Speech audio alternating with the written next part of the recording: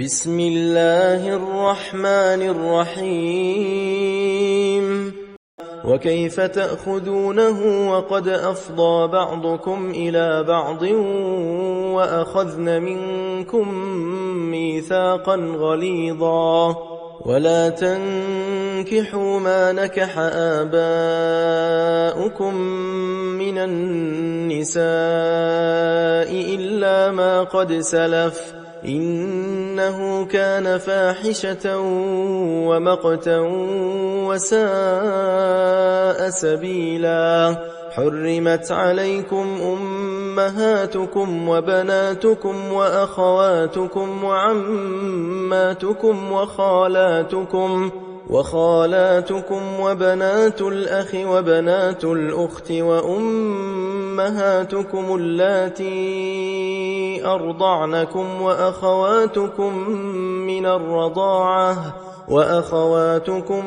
من الرضاعة وأمهات نسائكم وربائبكم اللاتي في حجوركم من نسائكم اللاتي دخلتم بهن فإن لم تكونوا دخلتم بهن فلا جناح عليكم وحلائل أبنائكم الذين من أصلابكم وأن تجمعوا بين الأختين إلا ما قد سلف إن الله كان غفورا رحيما والمحصنات من النساء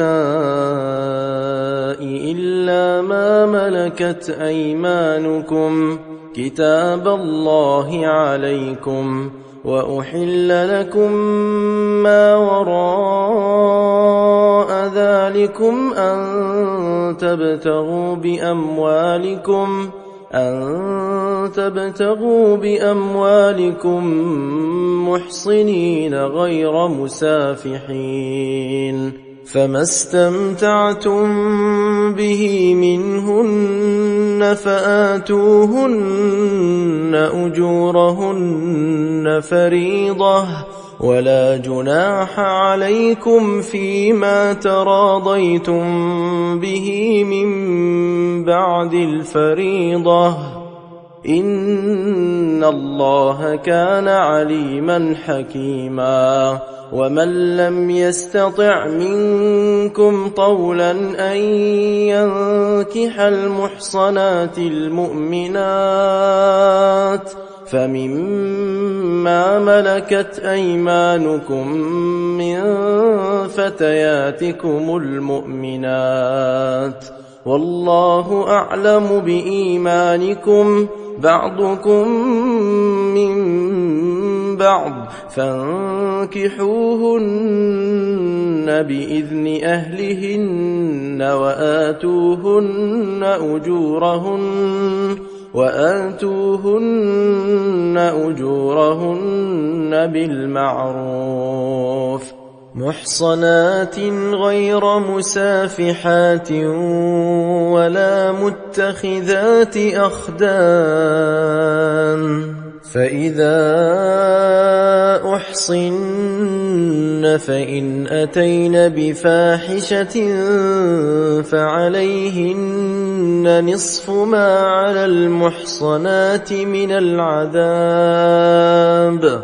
ذلك لمن خشي العنة منكم وأن تصبروا خير لكم والله غفور رحيم يريد الله ليبين لكم ويهديكم سنن الذين من قبلكم ويتوب عليكم والله عليم حكيم